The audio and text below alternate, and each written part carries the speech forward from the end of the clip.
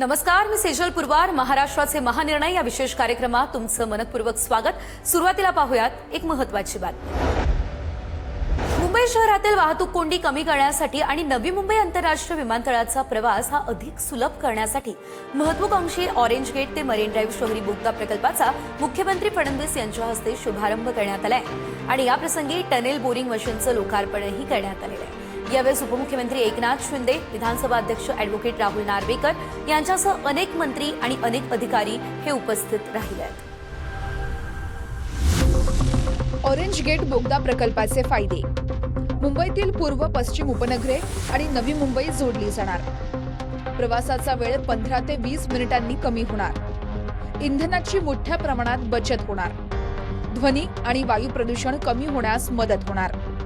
अतिशय महत्त्वाचा असा हा अर्बन टनेल असणार आहे की ज्याच्यामध्ये आपण ईस्टर्न फ्रीवेला कोस्टल रोडशी जोडतो आहोत आणि हा जो टनेल आहे आपण विचार केला तर जवळपास 700 प्रॉपर्टीजच्या खालून चाललेला आहे.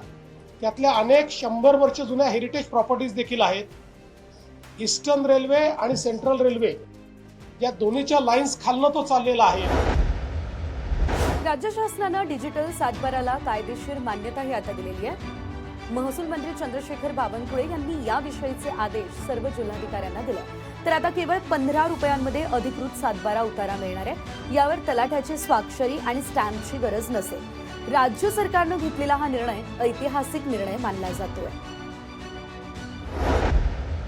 गोपीनाथ मुंडे शेतकरी अपघात सुरक्षा सानुग्रह योजनेचा लाभ आता महाडीबीटी पोर्टल मार्फत थेट ऑनलाईन मिळणार आहे. शेतकऱ्यांना तात्काळ मदत पोहोचवण्यासाठी आता हा निर्णय घेण्यात आला.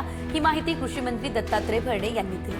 शेतीत काम करत असताना होणाऱ्या अपघातांमुळे मृत्यू किंवा अपंगत्व आलेल्या शेतकऱ्यांना ही योजना महत्त्वाची ठरते. पूर्वी ऑफलाईन स्वीकारल्या जाणाऱ्या अर्जांची प्रक्रिया आता पूर्णपणे डिजिटल करण्यात आलेली आहे. गोपीनाथ मुंडे शेतकरी अपघात सुरक्षा सानुग्रह योजना नेमकी काय आहे हे पाहूया. शेतकऱ्याचा अपघाती मृत्यू झाल्यास या योजनेतून 2 लाख रुपयांची मदत.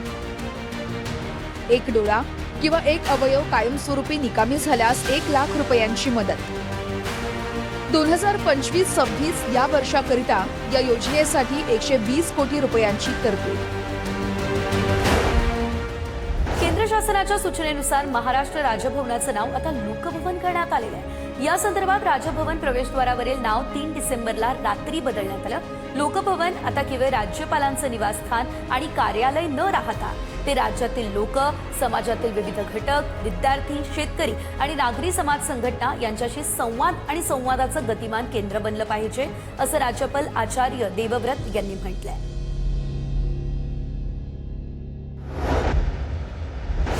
प्रसिद्ध फुटबॉलपटू लिओनेल मेस्सी मुंबई दौऱ्यावरती येणार असल्याची माहिती मुख्यमंत्री देवेंद्र फडणवीस यांनी दिली.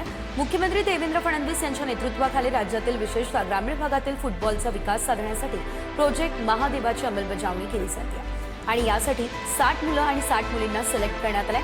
यातील मुलं आणि मुलांमधील प्रत्येकी 30 जणांना 14 डिसेंबरला प्रसिद्ध फुटबॉलपटू लिओनेल मेस्सीच्या हस्ते आणि मुख्यमंत्र्यांच्या हस्ते 5 वर्षांची स्कॉलरशिप दिली जाणार आहे आणि त्यामुळे तरुण फुटबॉलपटूंसाठी ही एक मोठी संधी असणार आहे. महाराष्ट्र शासनाच्या पर्यटन आणि सांस्कृतिक कार्य विभागाकडून एक मोठा निर्णय घेण्यात आला आहे. आग्र्यामध्ये छत्रपती शिवाजी महाराज यांचे स्मारक उभारण्यासाठी समिती स्थापन करण्यात आली आहे आणि या समितीच्या स्थापनेचा शासन निर्णय जाहीरही करण्यात आला. या समितीमध्ये पर्यटन मंत्री शंभूराज देसाई, राजशिष्टाचार मंत्री जयकुमार रावल, पर्यटन राज्यमंत्री इंद्रनील नाईक यांच्यासह शासकीय अधिकारी आणि इतिहास तज्ज्ञांचा समावेश आहे. महाराष्ट्र राज्य मार्ग परिवहन महामंडळाच्या बस सेवेवरती अवलंबून असलेल्या लाखो शालेय विद्यार्थ्यांसाठी तक्रार क्रमांक उपयोगी ठरतो. परिवहन मंत्री प्रताप सरनाईक यांनी नुकताच 1800-221-251 हा टोल फ्री हेल्पलाईन क्रमांक सुरू केला. विद्यार्थ्यांची सोय आणि सुरक्षितता हा हेतू ठेवून सुरू केलेल्या या हेल्पलाईनवरती अवघ्या काही दिवसांमध्ये 308 तक्रारींची नोंद झाली. यांची नोंद घेत तात्काळ विद्यार्थ्यांच्या समस्या दूर करणं हे शक्य होतं. महाराष्ट्राचे महानिर्णय या विशेष कार्यक्रमात आता वेळ झाली आहे इथेच थांबण्याची. नमस्कार.